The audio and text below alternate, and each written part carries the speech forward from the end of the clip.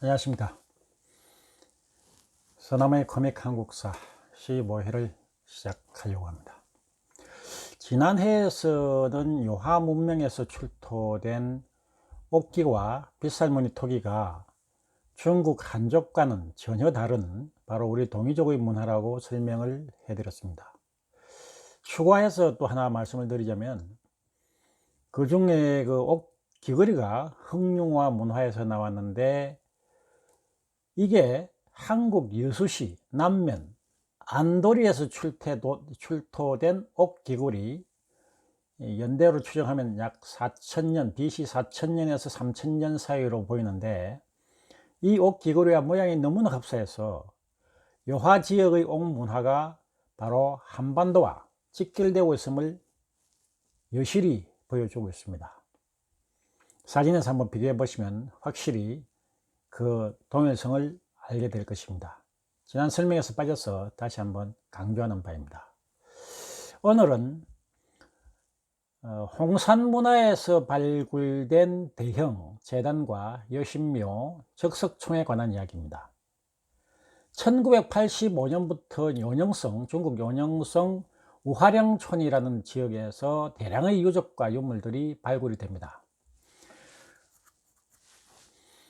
여기에서는 대형 제단과 여신묘, 적석총이 나와 중국 학자들이 초기 국가 단계를 갖춘 초기 문명사회였다고 연구 결과를 발표하고 있습니다. 우화량 유적은 기원전 3500년 전부터 시작된다고 보여지는데, 삼원 구조의 제단은 삼위일체와 연관된 북방민족의 신앙이 표현된 것이라고 볼 수 있으면서, 또 환단고개에 나오는 천지인이라는 삼원론과 일치가 되는 내용으로 볼 수가 있습니다. 삼원론은 우리가 흔히 민간에서 이야기하는 삼세번, 삼을삼진, 삼신할미 등등 이와 같은 토속 문화와도 연결될 수 있는 내용이라고 볼 수 있습니다.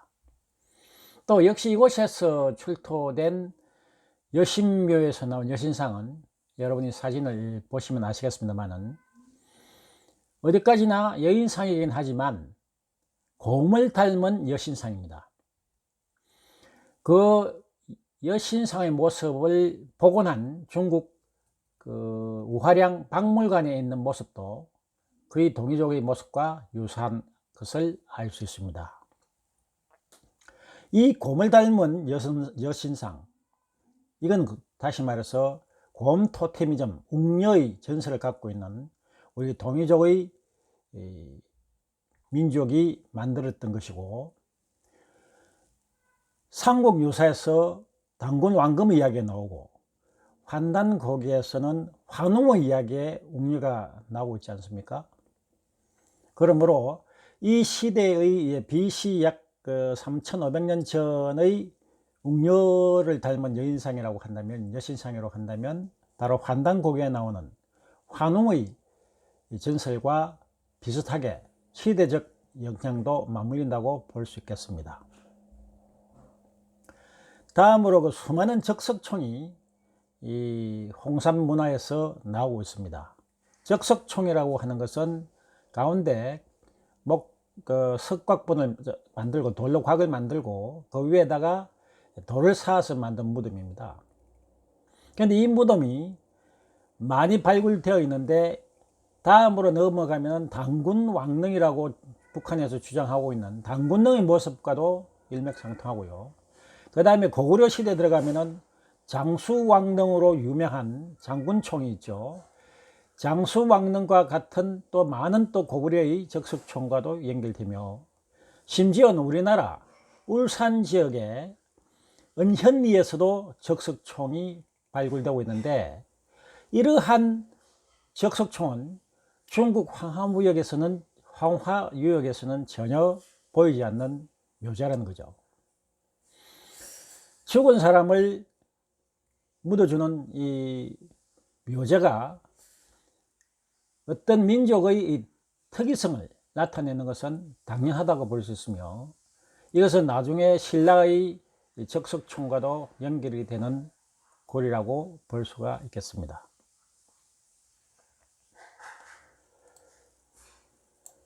이렇게 동이족의 문화들이 이 요한문명 전체에서 여러 가지 형태로 속속 나타나자 중국 사람들은 종전의 입장을 바꾸어서 종전의 입장으로 한다면 만리장성 이북은 오랑캐의 땅이다 라고 해서 자기들의 역사가 아닌 것처럼 하다가 지금은 슬그머니 다 말을 바꾸어서 56개 민족을 모두 묶어서 중화민족이라는 개념을 만들어냈습니다.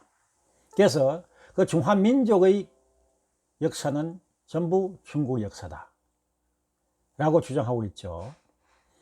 심지어 어떤 중국 학자는 황제헌은, 중국의 시조로 널리 알려져 있는 황제헌원의 선조가 배달국의 그 환웅시대의 고시시의 그 먼 후손으로 알려져 있기 때문에 결국 그 고시시도 중국의 시조가 되고, 그 고시시가 있었던 배달국 자체도 중국의 역사라는 식으로 거꾸로 오히려 자기들의 역사라고 주장하는 유일배반적인 모습도 보여주고 있습니다. 다시 말해서 현재 중국인들이 자기들이 살고 있으니까 그 옛날에 자기들이 살았던 그 선조들이 뿌리를 올라가니까 다 우리 역사다, 이런 식으로 이야기를 하고 있는 거죠. 그러나 엄연히 당시의 동이족의 역사와 문화와 모든 것들은 현재 한족과는 전혀 맥을 달리하는 우리 민족의 선조였던 동이족의 역사라는 것을 다시 한번 말씀드리고 싶네요. 다음 시간에는 신석기 말에서 청동기가 등장한 청동기 시대로 접어들면서 나오는 유화문명에서 가장 많이 나오는 비파형 동검에 대해서 자세히 살펴보기로 하겠습니다. 청동기에 대해서 많은 이야기를 별도로 한 프로그램을 가지고 16회 때는 말씀을 드릴까 합니다. BC 4000년 당시의 홍산 문화에서부터 나오기 시작하여 하가점 하청문화, BC 2000년까지도 청동기는 이 유화문명에서 본격적으로 출토되는데, 과연 그것이 어느 나라 민족의 문화인가 다시 한번 살펴보는 시간을 갖도록 하겠습니다.